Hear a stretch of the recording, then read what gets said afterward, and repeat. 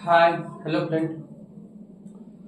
आज हम लोग अनुच्छेद 129 के बारे में अध्ययन करेंगे। अनुच्छेद 129 है क्या? अगर हम सीधी आसान भाषा में अगर हम बात करें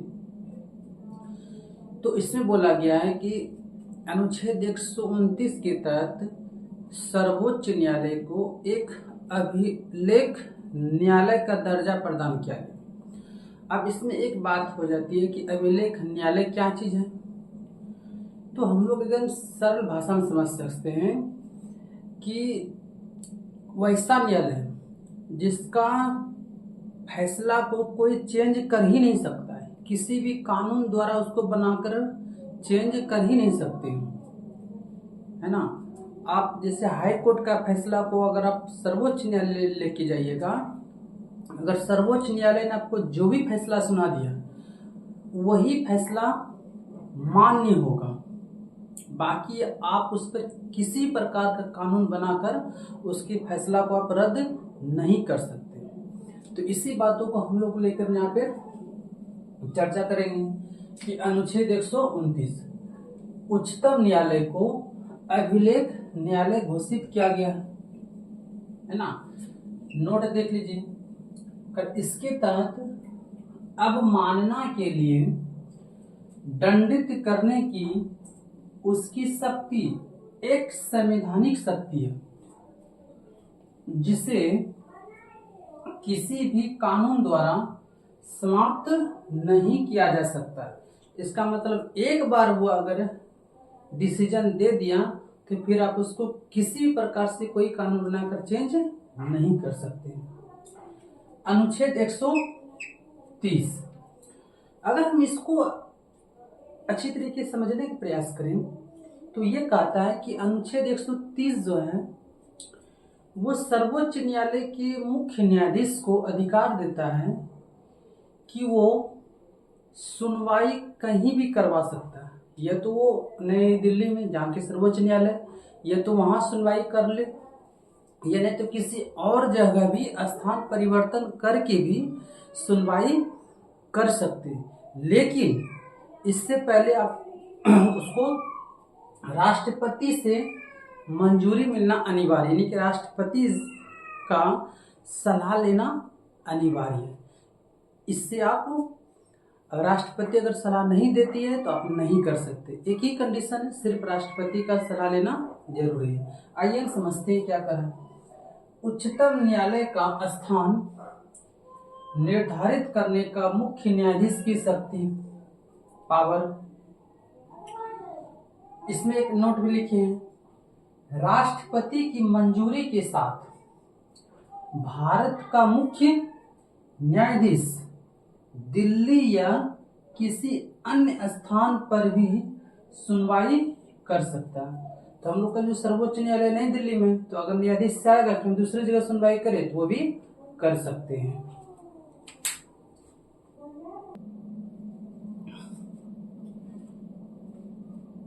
अनुच्छेद 131 अगर हम लोग अनुच्छेद 131 की बात करेंगे तो सीधी आसान लैंग्वेज उसको हम समझ सकते हैं कि जो भी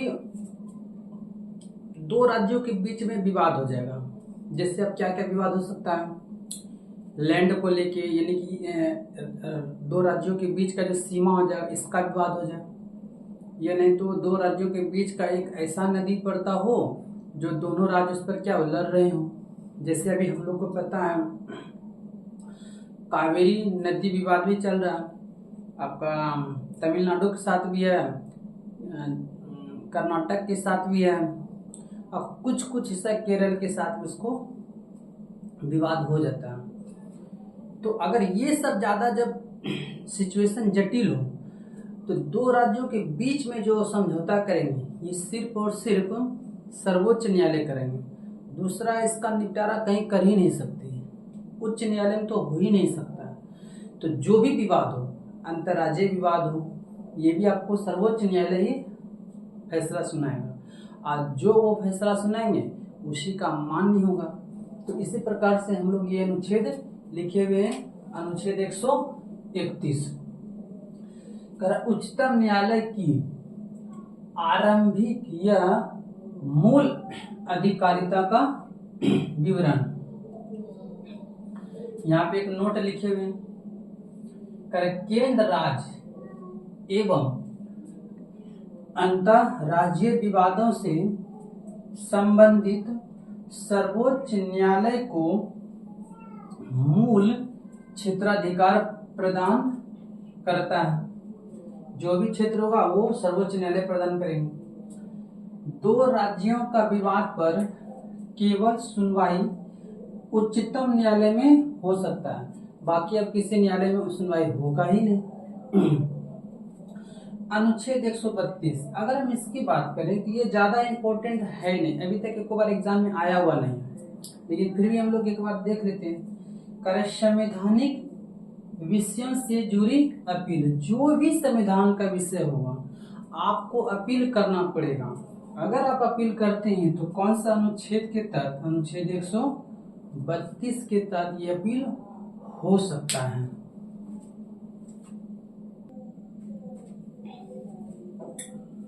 अनुच्छेद 133, अगर हम अनुच्छेद 133 को साधारण तौर पर समझने का प्रयास करें तो एक बात से पता चलता है कि इसमें दीवानी मामले को सुना जा सकता है। कुछ महत्वपूर्ण फैसले वो कब? जब राज्य सरकार के जो उच्च न्यायालय हैं, उच्च न्यायालय तो राज्य सरकार में ही होते हैं, इन राज्यों में होते हैं, जब वो इस पर क्या करे? अपील की जा सकती, यानी कि उच्च न्यायालय प्रमाणित कर दे कि उस मामले का संबंध सार्वजनिक महत्व के किसी सार्वजनिक कानून से। इसका मतलब अगर वो आपको बता दे कि आप गए केस लड़ने, मतलब कि कोई समस्या लेके, अब वहां पर ये पता चला जो उच्च न्यायालय है, जो हाई कोर्ट है, उनको पता चला ये बहुत ही गंभीर मामला है, तो इनका जो सुनवाई हो सकता है सुप्रीम कोर्ट में, यानी कि उच्च न्यायालय में हो सकता है, तो वहां से वो केस को ट्रांसफर कर देंगे। सिर्फ और सिर्फ दीवानी मामले, दीवानी मतलब क्या कहेंगे? जैसे मारपीट ना हो, जगह जमीन का विवाद हो, ये सब दीवानी में आते हैं। मारपीट हो गया, खून खराबा, ये सब दीवानी पे, ये फौजदारी मामले होते हैं। खून खराबा, ये सब क्या है? फौजदारी मामले हैं। और जमीन उमीन का अगर विवाद है तो वो दीवानी में आएंगे। तो हम लोग कर लेते हैं। करें सिविल विषयों से जुड़ी अपीलें। कौन सा अनुच्छेद? अनुच्छेद 133। एक नोट लिखे हुए देख लेते हैं।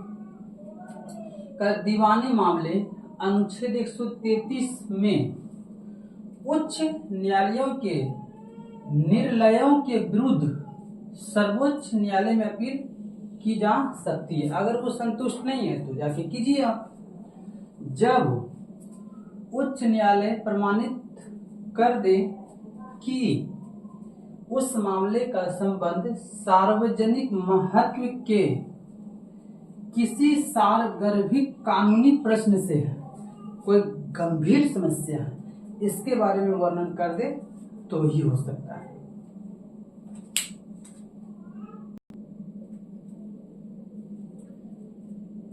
अनुच्छेद 134, अगर हम अनुच्छेद 134 की बात करें तो इसमें बोल रहा है आपराधिक मामले को दर्ज करने का अधिकार है। कब? मान के चलते हैं कि किसी व्यक्ति का या किसी व्यक्ति ने किसी का अपहरण कर लिया, या किसी व्यक्ति का हत्या कर दिया, या किसी व्यक्ति ने आत्मघाती हमला कर दिया, या किसी व्यक्ति ने रेप का केस है, तो उसका जो सुनवाई है पहले हाई कोर्ट में जाएगा, उच्च न्यायालय में जाएगा। अगर उसको उच्च न्यायालय से इंसाफ नहीं मिल सकता है, अगर उस इंसान को लगे, उस आदमी को लगे कि हमें यहाँ से इंसाफ नहीं मिला है तो वो जाके उच्च न्यायालय के फैसले को सर्वोच्च न्यायालय में जाके अपील कर सकते हैं, जो आपराधिक मामले होगा। जैसे आप अभी तो हम बताएं, जैसे हो सकता है कोई आतंकवादी ही हो, तो इस प्रकार का जो मामला होगा वो उच्च न्यायालय के जो फैसले हैं सर्वोच्च न्यायालय में ले जाया जा सकता है। तो इसी के बारे में हम लोग बात करते हैं। अनुच्छेद 134 कर आपराधिक विषयों से जुड़ी अपील। नोट में लिखे हुए भारत के क्षेत्र में किसी उच्च न्यायालय की आपराधिक कार्यवाही में किसी भी निर्णय, अंतिम आदेश या सजा के खिलाफ सर्वोच्च न्यायालय में जाएगी। अगर यहाँ से संतुष्ट न है तो आप सर्वोच्च न्यायालय जाइए, आपका अपील को वहाँ सुना जाएगा। इसी का एक खंड बना हुआ है अनुच्छेद 134 का ए। इसमें क्या बोलते हैं, इसमें बोला गया है अगर कोई बच्चे सुयोग्य है यानी कि अच्छे क्वालिटी से है तो वो प्राइवेट स्कूल में पढ़ना चाहते हैं, तो उस बच्चे से प्राइवेट स्कूल वाले सरकारी स्कूल के अनुसार ही पेमेंट ले सकते हैं। इसी के बारे में हम बोला गया कि अनुच्छेद 134 के अनुसार निजी स्कूल योग्य छात्रों से सरकारी स्कूलों में ली जाने वाली फीस के बराबर फीस ले सकते हैं। अगर अच्छे क्वालिटी के छात्र हो तो उसको सुविधा आप दे सकते हैं। तो अगर हमारा वीडियो आपको अच्छे लगे तो चैनल को लाइक, सब्सक्राइब और वीडियो को ज़्यादा से ज़्यादा शेयर कर दें। धन्यवाद।